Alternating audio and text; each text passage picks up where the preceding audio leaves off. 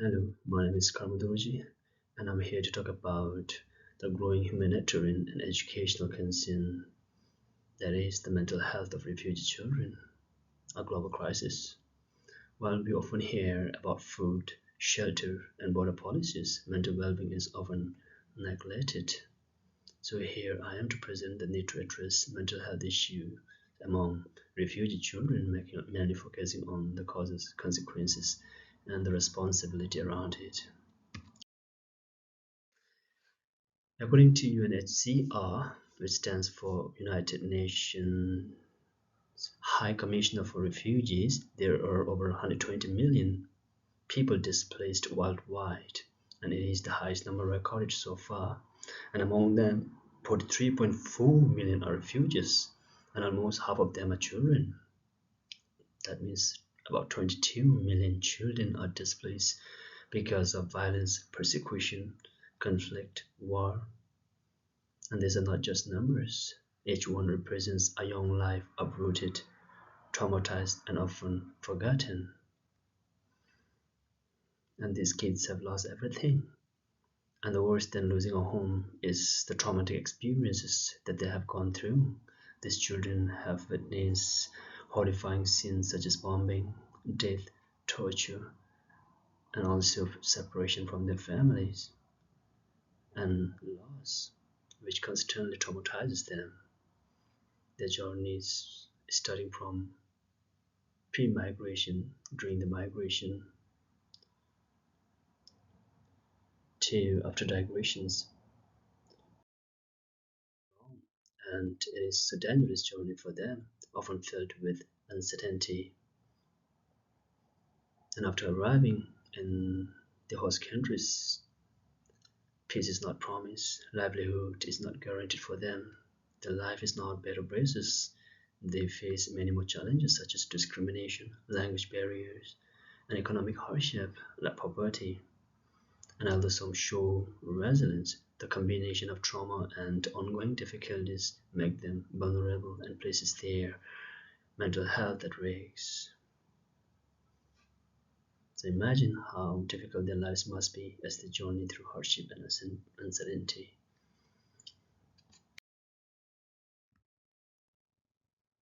Among all the people, what is more painful to witness are the unaccompanied children who travel alone and with others because they have lost their family to death or separated from them. They are at more risks, a risk of exploitation, abuse, trafficking, and severe psychological trauma. Generally, all refugee children are highly vulnerable, but sadly, there is limited research on it. Moreover, there is inadequate access or unavailable access to mental health services and other services for these kids. Many refugees are in low income and the middle income countries. However, there are limited resources because of which they are not being able to provide specialized care. And on the other hand, even though there are only fewer number of refugees in the developed countries, because of restrictive policies, prolonged procedures, and underfunded services, the livelihood of refugee people are not taken care of.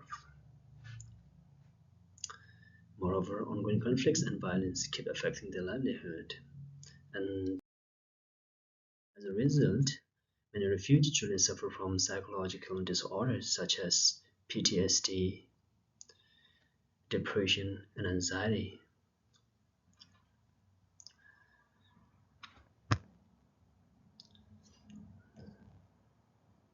These mental health conditions affect not only their cognitive functions, but their emotional state as well, their overall development, their social ability to interact with the other people. They struggle to manage their emotions, to form relationships, and to feel safe enough to function in a society.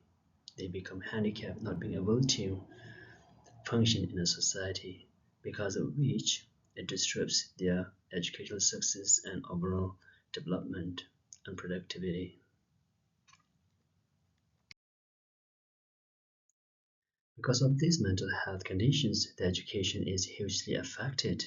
For instance, they have trouble concentrating in the class, they frequently stay absent from the class, and they experience social isolations, because of which they're academically challenged. And to give more information, globally about 48% of refugee children are not in the school at all, and those who are in the school are less likely to complete their education. If you see the states, the enrollment rate of refugee children is comparatively low as compared to other students in all levels of education. The enrollment rate in pre-primary is only 42%, 68% at primary level, 37% at secondary level, and only 6% at higher education, that is, in colleges and university. It used to be only 1% enrollment in university and colleges, but recently it has increased to 6%. It is something good to learn. So here's something to ponder upon. If education is our right, why are nearly half of refugee children not receiving it? Isn't it something concerning?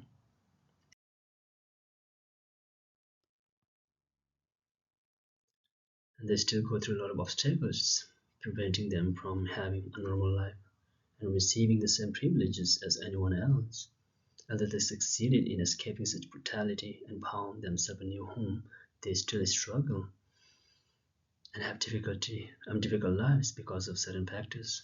And these factors are: number one, structural barriers, which includes strict policies, long asylum procedures, and limited services, which makes the services unavailable or inaccessible to them.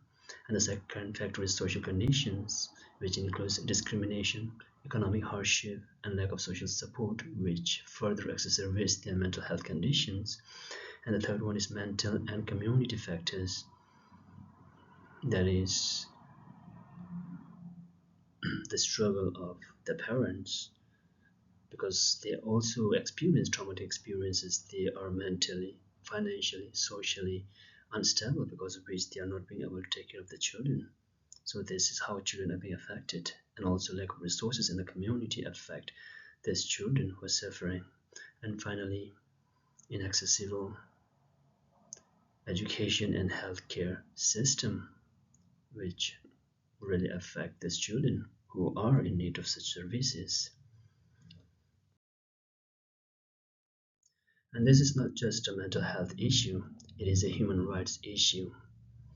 According to the UN Convention on the Rights of a Child, every child has the right to education, protection, and health, including mental health. So if the mental health of these children are not taken care, we are violating these rights. And as a consequences, there are severe and long-term, long-lasting consequences or ill effects of these conditions. For instance, untreated trauma can affect children for life, which causes developmental delays, poor academic performance, and inability to integrate themselves socially.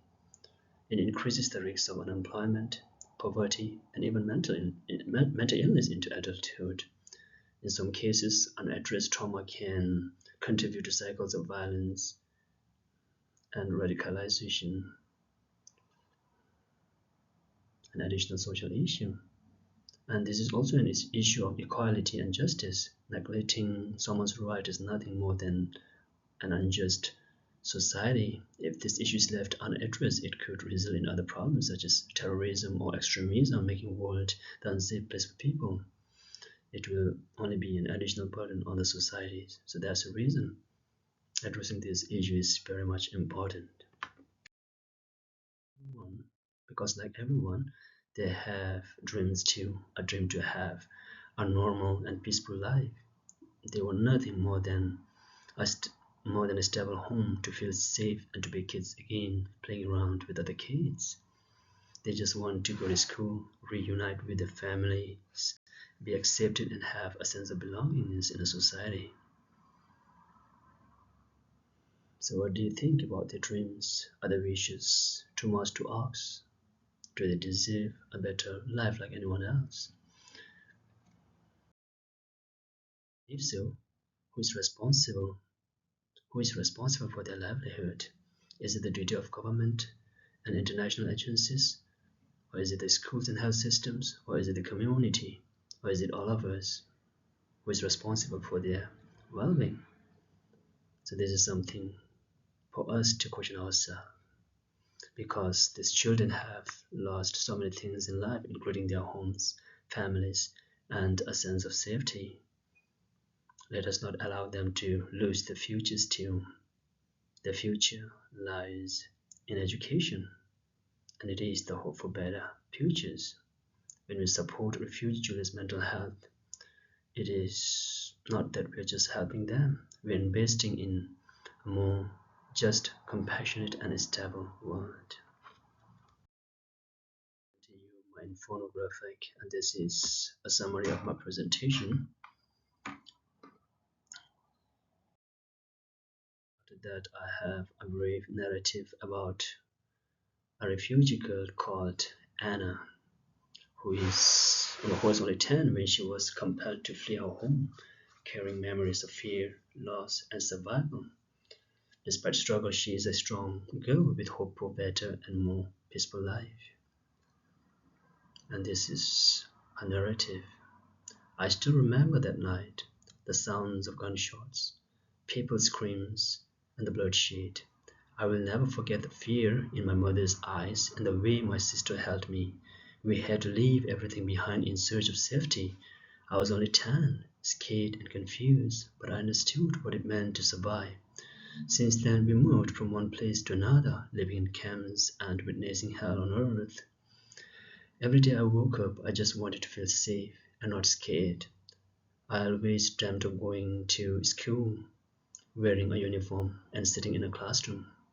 Now I go to school with a wish to become a teacher so I can help other kids like me. However, I struggle to focus sometimes. The memories haunt me, making me anxious and taking my sleep away. Sometimes I feel like I don't belong anywhere. Since that incident, I haven't seen my father, and I don't know where he is. I miss him. I just hope he's alive. Having my family together is my biggest dream.